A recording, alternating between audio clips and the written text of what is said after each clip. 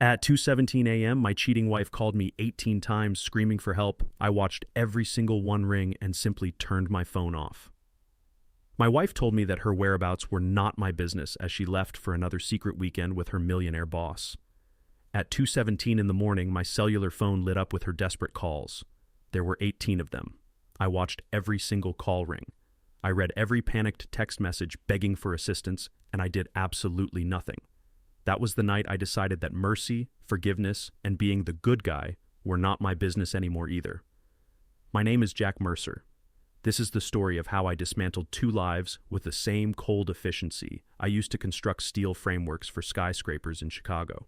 It began with the kind of rage that burns slow and steady. That is the dangerous kind, the kind that does not explode immediately but calculates. That is exactly what I felt when I came home early from a month-long project in Wyoming. I was expecting to surprise my wife, Chloe, with a bouquet of flowers and maybe finally have that conversation about starting a family. Instead, I received the surprise of my life. And it was not the pleasant kind. My truck engine cut off in our garage, and for a moment, everything felt right. The house we had built together, the manicured lawn, the perfect suburban dream in one of the nicest neighborhoods outside of Chicago. I grabbed my duffel bag, already imagining Chloe's face when she saw me. We had been married for 7 years. Despite the distance my work sometimes required, I thought we were solid, rock solid, or so I believed. The front door was unlocked. That should have been my first warning. Chloe was paranoid about security. She was always double-checking the locks and setting the alarms. She had made me install a $1,500 security system just last year, claiming she felt unsafe when I traveled. Now I understood why she wanted to disable it so easily whenever she pleased. As I stepped into the foyer, my work boots were silent on the hardwood floor I had personally installed. Then I heard something that made the blood freeze in my veins. Laughter. It was her laughter, but not the kind she shared with me anymore. This was different. It was intimate, unguarded. It was the sound of secrets being whispered between people who should not be whispering anything at all. I stood there in my own hallway, invisible in my own home. I listened to my wife map out her betrayal with a casual confidence that cut deeper than any knife could. The male voice was smooth and confident. It was dripping with the kind of arrogance that comes from old money and power, the voice of a man who is never told no. I recognized him immediately. Julian Sterling, the chief executive officer of the marketing firm where Chloe worked. They were in the living room, probably sitting on the couch I had assembled with my own hands after carrying it up the stairs.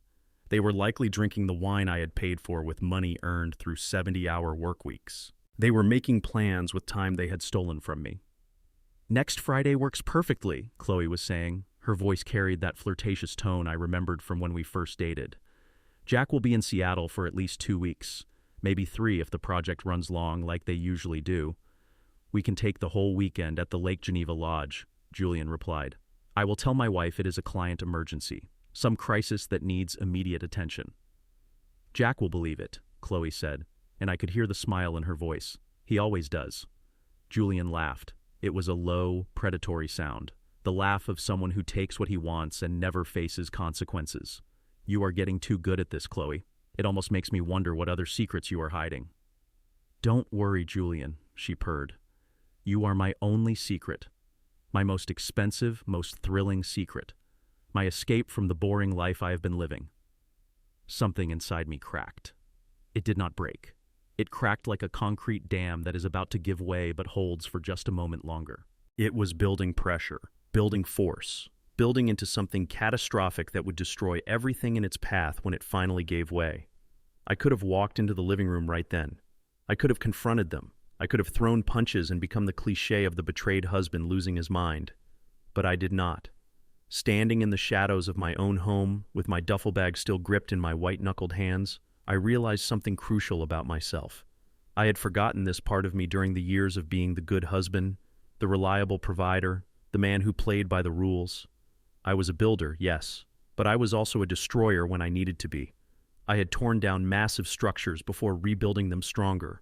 And right now, I needed to be the destroyer. I needed to tear down everything they thought they knew about me, about consequences, and about getting away with betrayal. I backed out of the house silently. Each step was carefully placed. My military training from years ago came back like muscle memory. I got back into my truck. I started the engine with hands that did not shake, despite the rage coursing through my veins.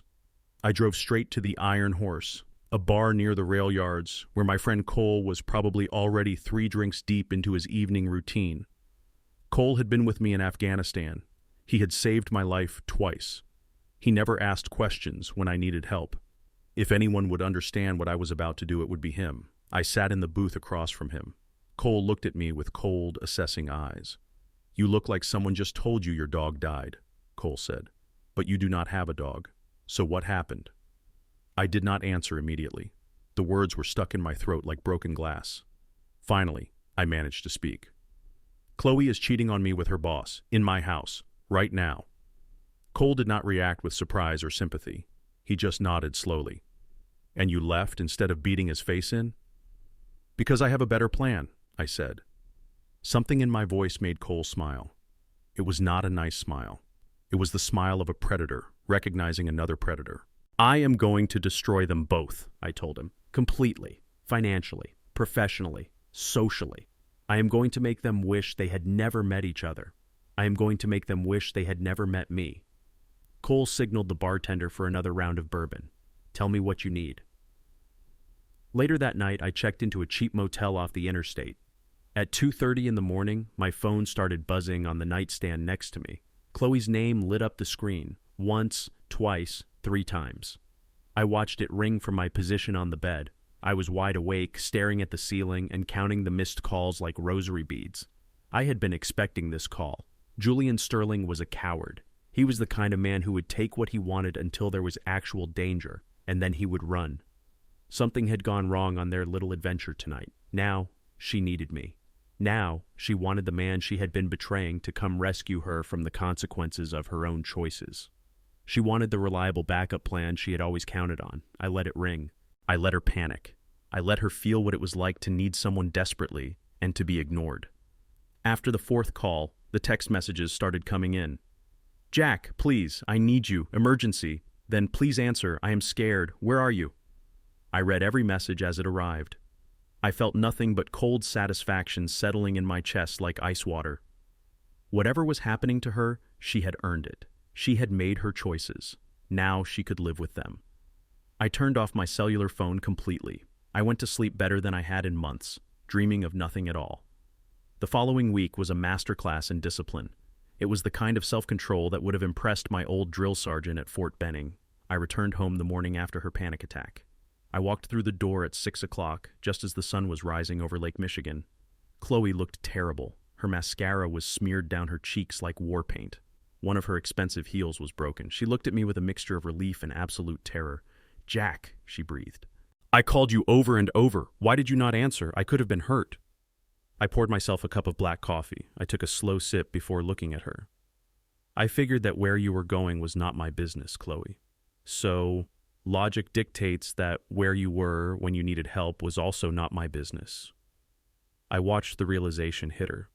I watched her struggle to find an argument, but I did not give her the chance. I grabbed my keys and walked out the door. "I have a meeting," I said. "Do not wait up." The meeting was not with a contractor. It was with Diane Sharp. Diane is the most ruthless divorce attorney in Chicago. Her office is on the 45th floor of a glass tower downtown, overlooking the city like a fortress. She is a woman made of sharp angles and sharper intellect. When I laid out my situation, presented the photographs Cole had taken, and played the recordings, she did not offer sympathy. She smiled. It was the smile of a great white shark sensing blood in the water. "Jack," she said, leaning back in her leather chair, "I have been practicing family law for 20 years. I have seen everything. But this is a lawyer's dream." She pointed to the file Cole had compiled. "We have a cheating wife. We have a corrupt chief executive officer with a history of sexual harassment and financial impropriety. And best of all, we have a client who actually prepared." This was the part Chloe did not know. This was the part nobody knew except my accountant and my lawyer. Chloe thought I was just Jack the contractor, pulling down a decent 6-figure income but nothing spectacular. She had no idea that for the past 2 years, ever since she started growing distant, ever since the warmth vanished from her eyes, I had been building something else. I had founded Mercer Ironworks. It was a specialized fabrication company operating under a corporate structure so complex that even a forensic accountant would need a map to unravel it. We had secured $30 million in contracts for commercial buildings in 3 states. I was building an empire while she was building her lies. "We are going to destroy them," Diane said, her voice calm and professional. "Not just divorce them. We are going to make them radioactive. But Jack, there is something else you need to see." Diane slid a document across the mahogany desk. It was a loan application for a second mortgage on our home, a loan for $200,000. "Look at the signature," Diane said. I looked. It was my name, but it was not my handwriting.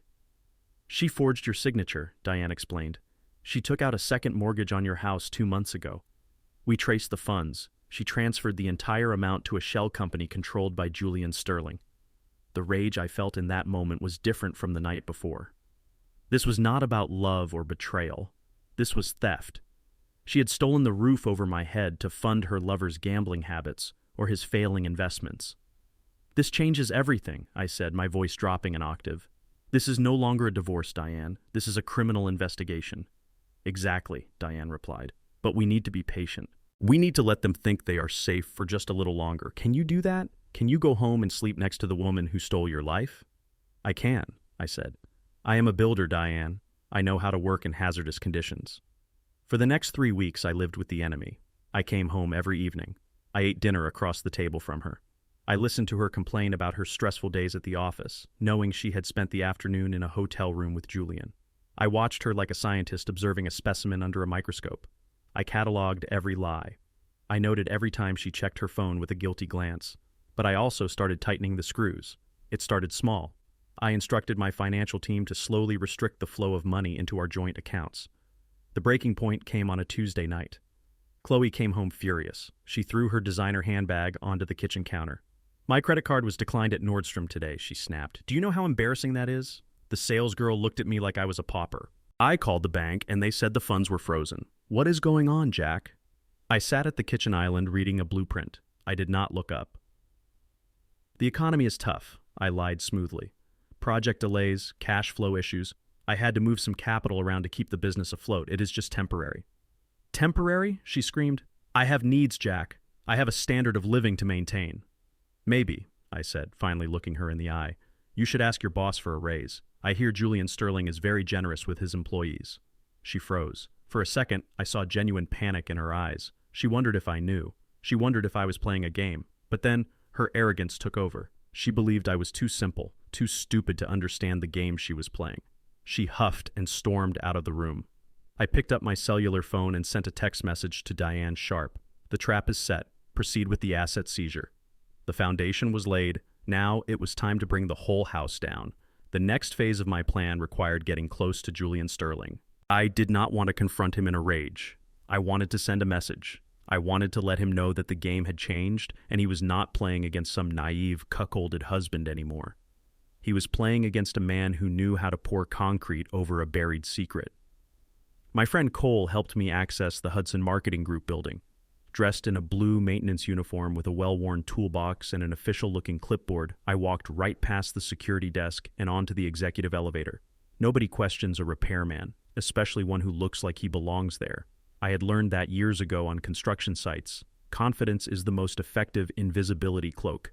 Julian's office was exactly what I expected from a man who valued appearances over substance. It had a massive mahogany desk that probably cost $50,000. The furniture was imported leather. The view of downtown Chicago was breathtaking. The man himself was on a telephone call when I walked in. He was leaning back in his chair with his feet on the desk like he owned the world. When he saw me, he did not look scared. He looked annoyed. He ended his call and stared at me with cold, dead eyes. He knew who I was. Chloe must have shown him my picture. "You must be Jack," Julian said, not bothering to stand up. "The carpenter, or is it the welder?" I closed the door behind me. I took my time. "It is structural engineer, actually, but I do know how to weld." "You cannot just walk in here," Julian sneered. "I should call security and have you thrown out like garbage." "You could," I said, walking calmly to his desk. "But I do not think you want the security guards to hear what is on this." I pulled a silver flash drive from my pocket and set it on his desk with a soft click. "What is this?" he asked. "Blackmail? Are you here to ask for money to go away? Because I have better lawyers than you have dreams, Jack." "I do not want your money, Julian," I said. "I have plenty of my own." I placed my hands on the edge of his desk and leaned in. On that drive are photographs of you and my wife at 4 different hotels. There are recordings of phone conversations where you discuss insider trading using information stolen from your competitors. And there is a digital trail of the $200,000 you had Chloe steal from our home equity by forging my signature. The color drained from his face. It happened slowly, like paint peeling off an old wall. "That is a lie," he stammered, but his voice lacked conviction. "It is all documented," I continued, my voice steady. "The offshore accounts in the Cayman Islands, the shell companies you used to hide your losses, the kickbacks, and the loan fraud. That is a federal crime, Julian. Bank fraud, identity theft, money laundering." He reached for the flash drive, but I put my hand over it. "I wouldn't," I said. "That is just a copy. The originals are currently with the United States Securities and Exchange Commission and the Federal Bureau of Investigation, and, just for good measure, the board of directors of this company." Julian froze. His arrogance crumbled into dust. You sent them?"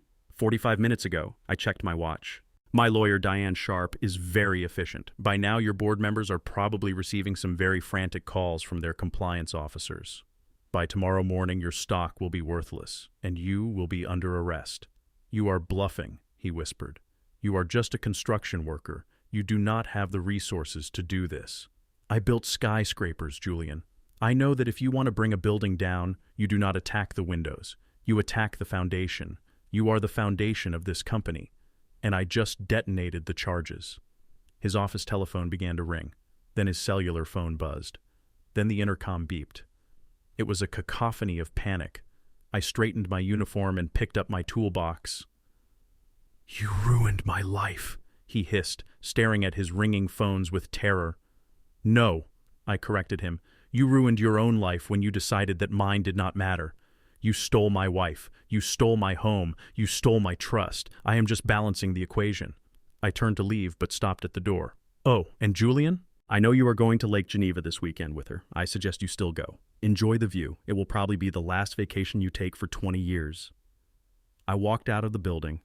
The elevator ride down felt lighter than air. I walked out into the cold Chicago wind, and for the first time in months, the air tasted sweet. The trap was sprung. Now, I just had to wait for the final collapse. The drive north to Lake Geneva took 2 hours through a blinding snowstorm. The winding roads cut through dense pine forests that looked like they had been carved by giants. The resort was exactly the kind of place Chloe loved. It was all rustic luxury, exclusive amenities, and the kind of price tags that made normal people gasp. I parked my truck away from the main entrance. I waited until the sun had set, painting the snow in shades of deep purple and gray. I knew they would be settled in for their romantic evening, feeling safe in their bubble of deception. Getting into their suite was disappointingly easy. $50 to a housekeeper who did not ask questions was all it took. I had a key card in my hand, along with their room number. I walked down the hallway. My boots were heavy on the carpet. I reached door 402. I did not hesitate. I swiped the card and the light turned green. I walked through their door like I owned the place. In a way, considering the money Chloe had stolen from our home equity, I did own it. They were in the living area. A fire was roaring in the stone fireplace. A bottle of expensive champagne sat in a silver bucket. Chloe was wearing a black dress I had never seen before. Julian stood by the window, looking out at the frozen lake, a glass of whiskey in his hand. "It is a beautiful view," I said, my voice cutting through the silence like a chainsaw. Chloe gasped and dropped her champagne flute. It shattered on the stone hearth, the sound echoing like a gunshot. Julian spun around. His face went through shock, then anger, then pure terror. "Jack," Chloe breathed, her face drained of all color. "What are you doing here? How did you get in?" I walked into the room slowly, taking off my gloves. "I just wanted to see where my money was going, Chloe. I wanted to see what a $200,000 fraud looks like up close."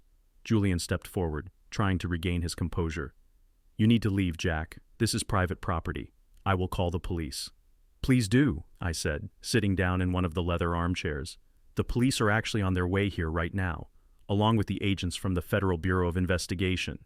Julian froze. "What are you talking about?" I pointed to the large television screen mounted above the fireplace. "Turn it on." Julian hesitated, then grabbed the remote control. He turned on the news channel. The banner at the bottom of the screen was red and urgent. "Raid at Hudson Marketing Group. Chief Executive Officer sought in massive fraud investigation." The reporter was standing outside Julian's office building in Chicago, the same building I had walked out of yesterday. "Federal agents have seized documents and computers," the reporter said. Sources say the investigation was triggered by a whistleblower who provided detailed records of money laundering and embezzlement. Julian dropped the remote. His hands were shaking violently.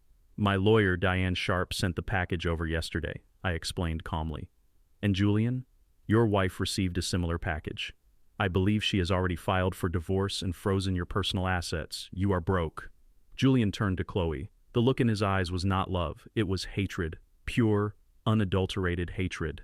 You, Julian snarled, pointing a shaking finger at her. This is your fault. Chloe recoiled as if he had slapped her. My fault? Julian, I did everything for you. I lied for you. I stole for you. You stole the documents, Julian shouted, his voice cracking. You were the one who accessed his computer. You were the one who suggested the offshore accounts. I was just listening to you.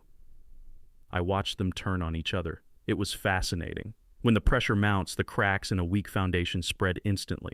He is lying, Chloe screamed, turning to me, tears streaming down her face. Jack, tell him he is lying. He promised me a future. He said he loved me. I looked at my wife, really looked at her. I saw the fear. I saw the desperation.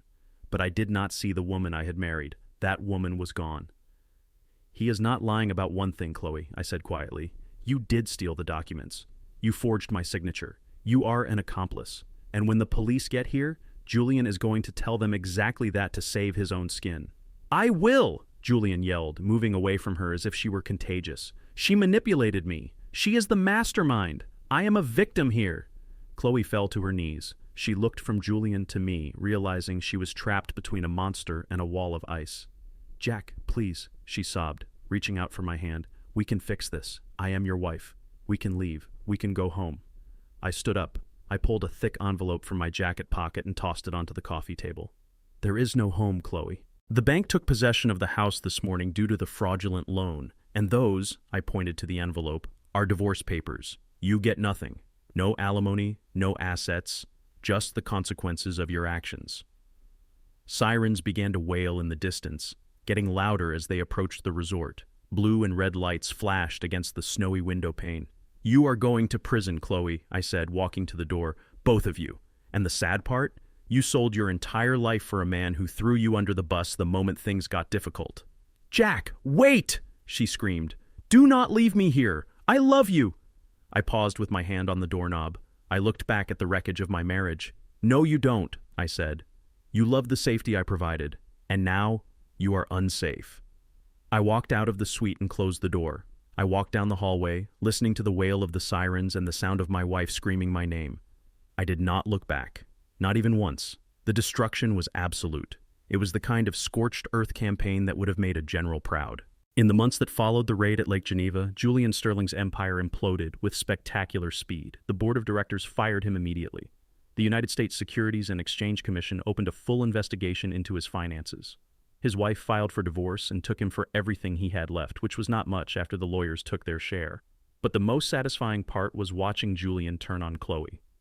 When the prosecutors offered him a reduced sentence in exchange for cooperation, Julian sang. He blamed everything on her. He told the investigators that she seduced him. He claimed she was the one who provided the insider information. He painted her as a manipulator, a femme fatale, who led him astray. It was a lie, of course, but it was effective. Chloe went to trial 4 months later. She tried to fight it. She hired a cheap lawyer with money she borrowed from her parents because her assets were still frozen. But against the mountain of evidence Diane Sharp had compiled, she did not stand a chance. I was there for the sentencing. I sat in the back row of the courtroom, wearing my best suit.